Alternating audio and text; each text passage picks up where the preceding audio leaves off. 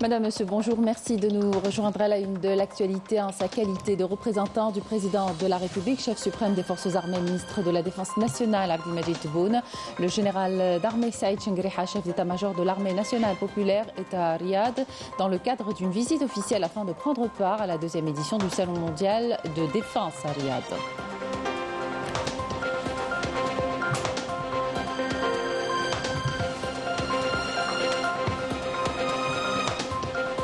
Les médias nationaux et l'enjeu de l'information de proximité abordés lors des travaux de la conférence nationale des directeurs des stations de radio nationales et régionales présidée par le ministre de la Communication, Mohamed Lagheb.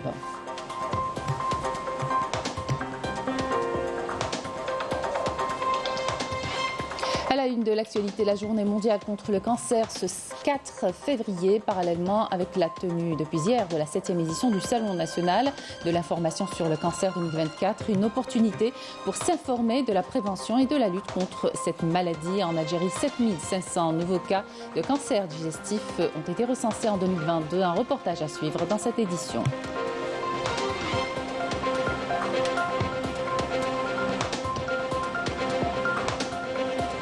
À l'étranger, les craintes s'amplifient face à une possible offensive militaire contre la ville surpeuplée de Rafah qui abrite plus d'1 million de déplacés palestiniens. Khan Younes est aussi visé par des raids aériens et des tirs d'artillerie incessants causant la mort durant ces dernières 24 heures d'au moins 100 civils, pour l'essentiel des femmes et des enfants.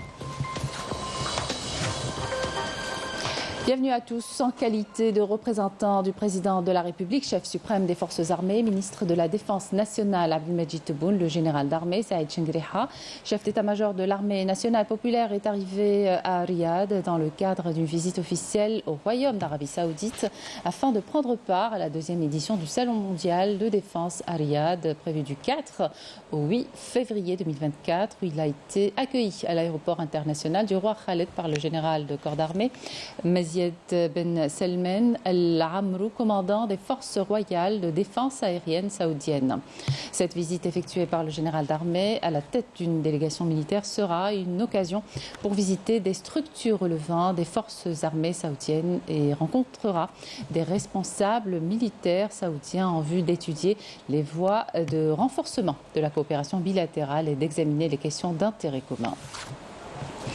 Le porte-parole du département d'État américain Matthew Miller a déclaré que son pays a exprimé ses regrets face à la décision du Mali de se retirer de l'accord d'Alger pour la paix et la réconciliation au Mali, ajoutant que la mise en œuvre de cet accord aurait pu apporter plus de stabilité au peuple malien et pour toute la région. On écoute.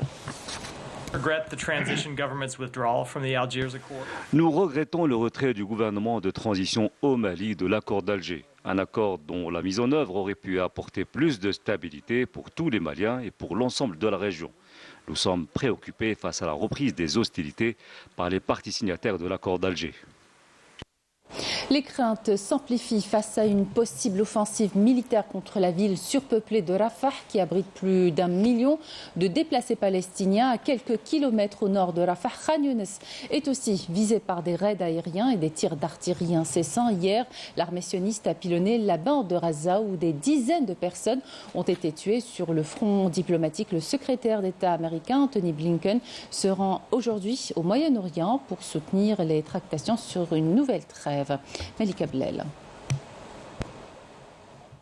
12 massacres ont été commis par l'entité sioniste lors de bombardements intensifs visant des zones dispersées de la bande de Gaza, entraînant la mort et la blessure de plusieurs dizaines de personnes.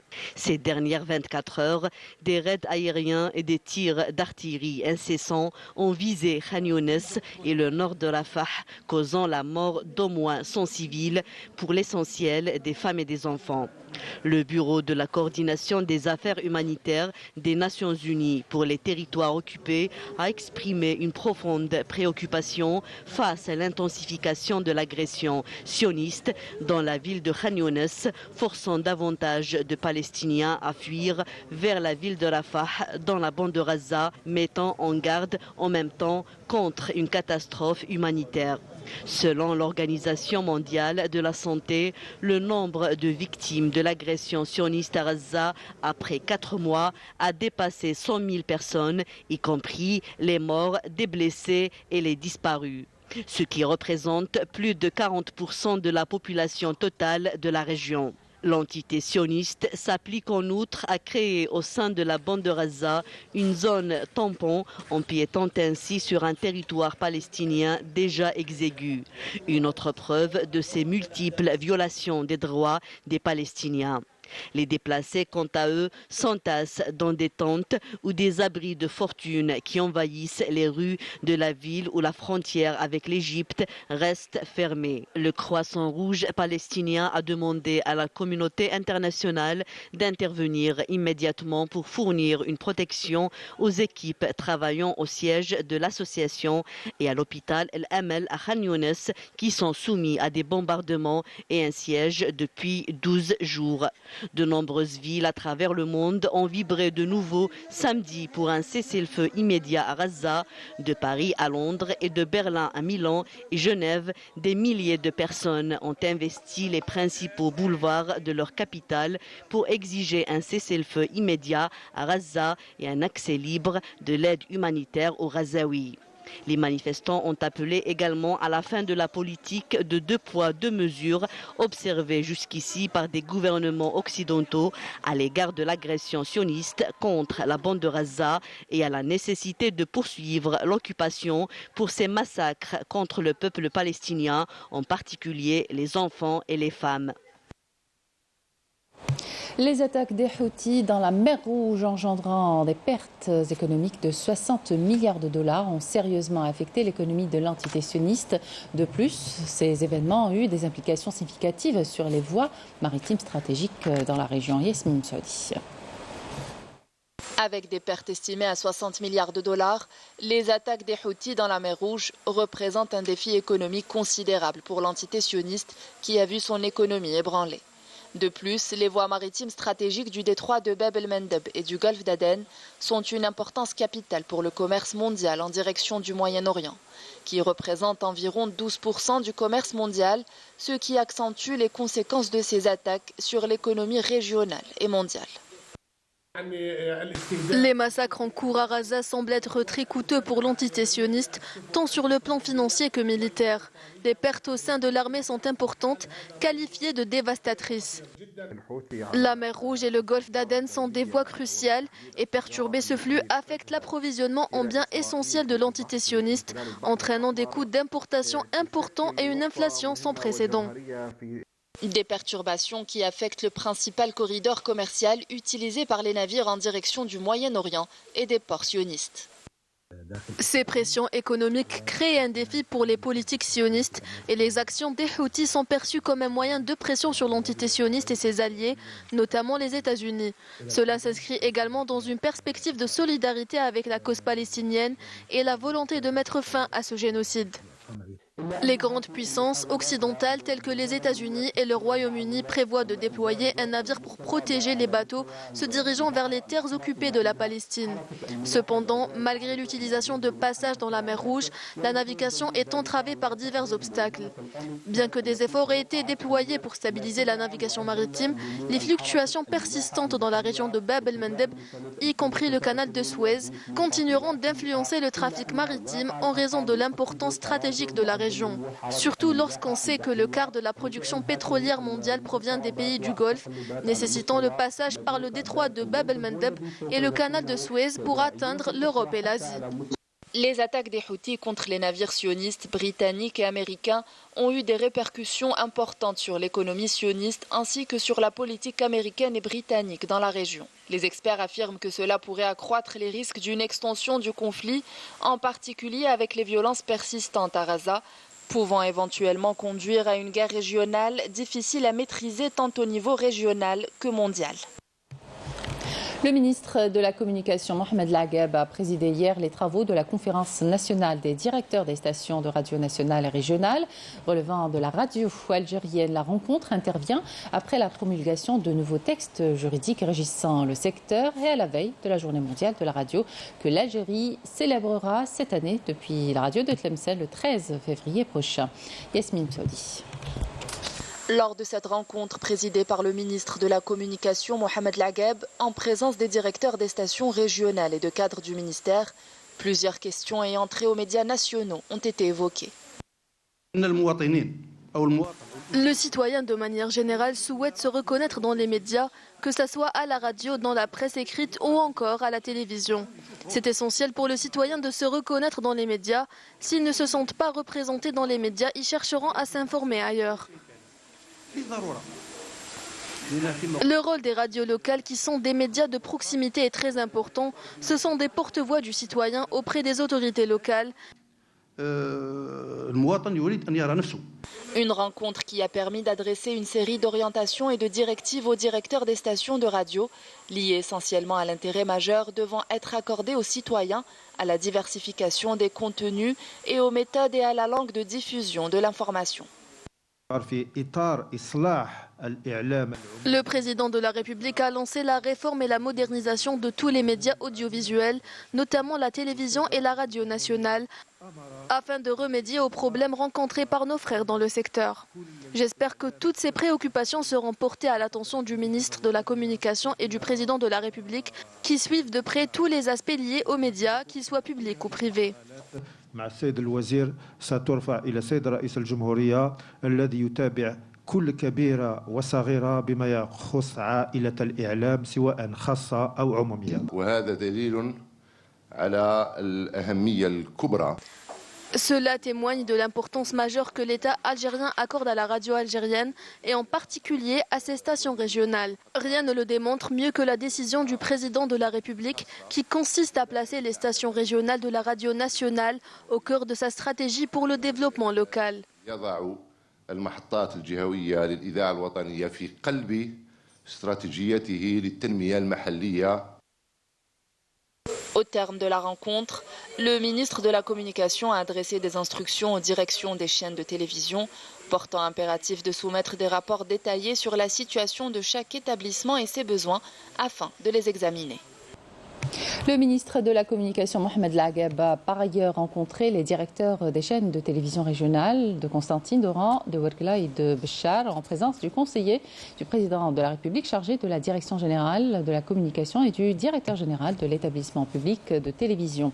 Lors de cette rencontre, le ministre a souligné l'impératif d'ériger les chaînes régionales de télévision en miroir reflétant les préoccupations du citoyen et ses priorités quotidiennes. Il a adressé en outre des instructions aux directeurs des chaînes de télévision portant impératif de soumettre des rapports détaillés sur la situation de chaque établissement et ses besoins afin de les examiner. L'actualité, c'est aussi la journée mondiale contre le cancer ce 4 février, une journée célébrée parallèlement à la tenue de la 7e édition du Salon national de l'information sur le cancer 2024, une opportunité pour s'informer de la prévention et de la lutte contre cette maladie. En Algérie, 7500 nouveaux cas de cancer digestif ont été recensés en 2022. Plusieurs campagnes de sensibilisation sont tenues périodiquement sur la prévention primaire, notamment en ce qui concerne l'alimentation saine et l'activité physique. Yanis Aïd Belkhassem. Nous sommes à l'unité de gastro-entérologie de l'hôpital du jour du CHU Mustafa Bacha. Ici sont traités les patients souffrant de cancer digestif. Les particularités de ces cancers, c'est qu'ils touchent différents organes comme l'estomac, le foie, le côlon ou encore le pancréas, ce qui nécessite une prise en charge multidisciplinaire. On prend en charge globalement tout ce qui est tumeur digestive. Ça veut dire ça passe du cancer de l'œsophage jusqu'au cancer de l'anus, passant par le cancer de l'estomac, le cancer du côlon et le cancer du pancréas. Dans la majorité des cas, on reçoit le plus souvent des cancers du côlon. Il faut savoir que pratiquement c'est le cancer le plus fréquent, tous sexes confondus en Algérie. Les symptômes des cancers digestifs sont parfois silencieux. Perte de poids inexpliquée, douleurs abdominales persistantes peuvent être les premiers signes de la maladie. Je vous présente un patient suivi pour un cancer du pancréas. Monsieur, alors, كيفاش حتى لحقت لهنا عندنا؟ كيفاش لحقت لعندكم رحت اولا لطبيب طبيب عام ولا طبيب خاص؟ طبيب يعني جيد تاع ليستوما. عقب على ليستوما تاعي. واش الحاجه اللي خلاتك تروح عنده؟ تحرق ليستوما وتقلقت بعد رحت لعنده نعقب. Quant au traitement, il varie en fonction de l'organe touché et du degré de l'atteinte. Chirurgie, chimiothérapie et radiothérapie sont souvent utilisées parfois en combinaison. Il faut savoir que dans son cas à lui, sa maladie elle était déjà d'emblée métastatique, donc la prise en charge relevait que de la chimiothérapie. Donc on l'a programmé dans les plus brefs délais pour qu'on puisse rapidement contenir la maladie. Il a été mis sous traitement à base de chimiothérapie. Donc il fait une cure chaque 15 jours. Tout dépend du protocole.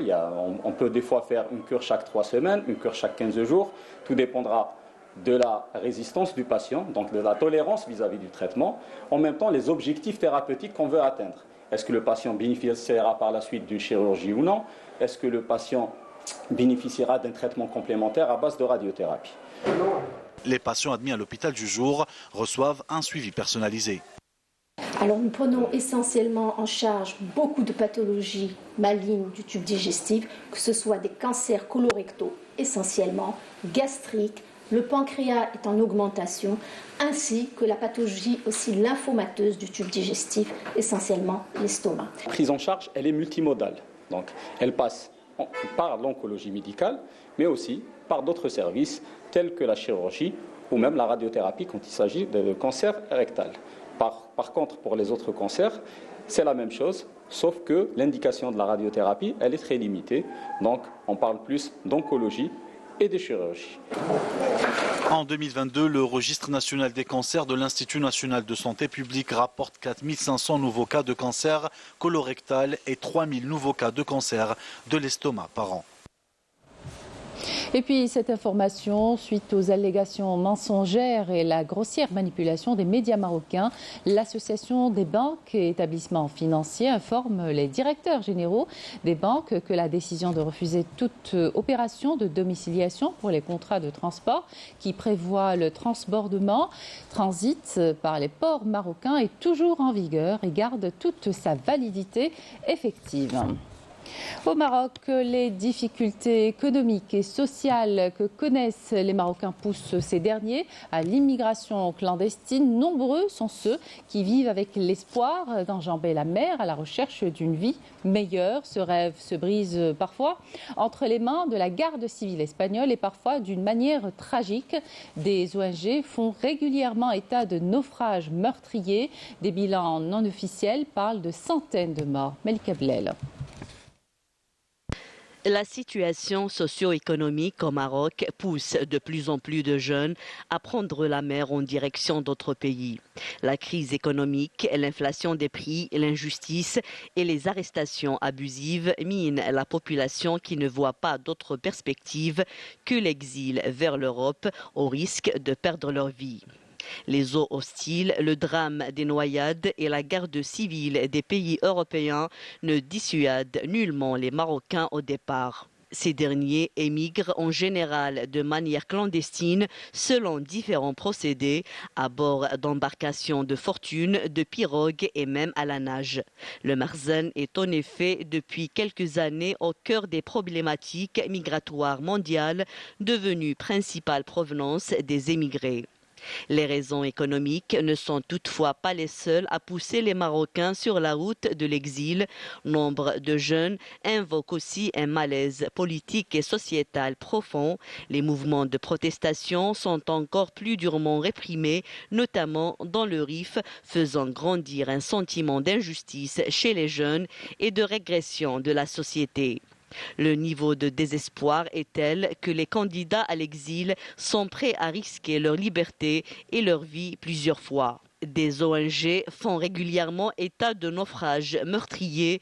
Des bilans non officiels parlent de centaines de morts dans les eaux marocaines, espagnoles ou internationales. Si les autorités du Marzen disent avoir déjoué des milliers de tentatives d'émigration clandestine durant ces derniers mois, Il n'en demeure pas moins que la complicité de ces services de sécurité est parmi les principaux facteurs qui ont encouragé ces jeunes à prendre le large en corrompant des agents censés être principaux protecteurs de la loi. Une loi bafouée et tout un système qui est gangréné par la corruption. Un phénomène qui n'est pas récent puisque l'année 2014 a été marquée par l'un des plus meurtriers drames dans le nord du royaume. Au moins 15 migrants s'étaient noyés en tentant d'atteindre la plage de Tarajel à Ceuta. Récemment, le 24 juin 2022, près de 2000 migrants d'origine africaine tentent d'entrer en Espagne en passant par l'enclave de Melilla, au nord du Maroc. 23 d'entre eux perdent la vie dans des heurts avec les forces de l'ordre. Cette tragédie illustre une nouvelle réalité. Jamais autant de migrants n'avaient perdu la vie en tentant de franchir l'enclave de Melilla. En juin 2023, une cinquantaine de migrants marocains sont portés disparus au large du sud du Maroc après avoir tenté de rallier l'Espagne à bord d'une embarcation clandestine au large d'Agadir.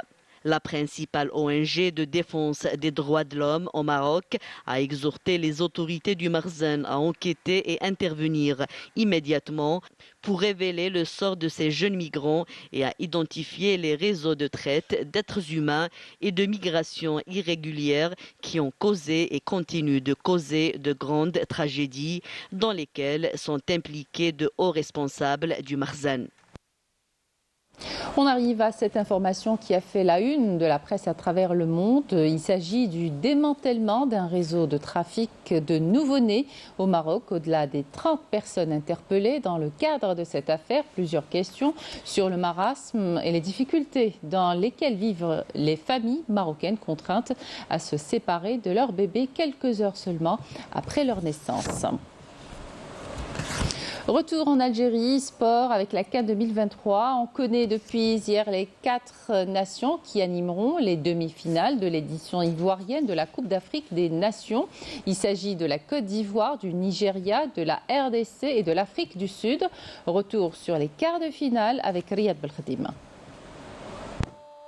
Les quarts de finale de la Coupe d'Afrique des Nations 2023 ont désormais rendu leur verdict. Ils ne sont désormais plus que 4 à pouvoir prétendre soulever le trophée suprême dimanche prochain lors de la finale de cette CAN 2023. Hier soir, la Côte d'Ivoire a bataillé ferme pour éliminer le Mali. Au bout d'interminables prolongations, la Côte d'Ivoire a finalement battu les Aigles du Mali. À 10-11 et à la dernière minute des prolongations, après un score de 2-1, elle se qualifie pour ces demi-finales et affrontera la République démocratique du Congo, vainqueur devant la Guinée, 3-1. Un but d'Oumar Diakité à la 120e minute de jeu a fait exploser le stade de la Paix à Bouaké, et tel un phénix qui renaît de ses cendres. Après être quasi éliminés dès le premier tour, les éléphants seront repêchés, battre en 8e le final le champion d'Afrique, le Sénégal, avant de battre miraculeusement le Mali. Dans le dernier quart de finale et au bout de la séance de tir au but, que l'Afrique du Sud et son gardien héroïque Ronwen Williams, qui arrêta 4 tirs au but sur 5 lors de la séance fatidique, un record, et une séance fatidique pour l'excellent Cap-Vert. Les Bafana donc s'adjugent le droit d'affronter l'un des grands favoris, le Nigeria. Le Nigeria qui est venu à bout très facilement d'une très belle équipe de l'Angola. Un but a suffi aux Super Eagles qui ont surclassé leur adversaire et qui filent direct vers la demi-finale. Cette magnifique Coupe d'Afrique des Nations ivoirienne n'en finit pas de nous surprendre et de nous éblouir. Le spectacle sera encore au rendez-vous, alors notez sur vos agendas. Les demi-finales, une francophone et l'autre anglophone, vont se disputer le même jour, mercredi prochain, 7 février. Le Nigeria croisera le fer avec l'Afrique du Sud à 18h, alors qu'à 21h, la Côte d'Ivoire jouera face à la République démocratique du Congo. Bien malin celui qui se risquerait à un pronostic. Voici justement à présent le tableau des demi-finales prévues ce mercredi 7 février.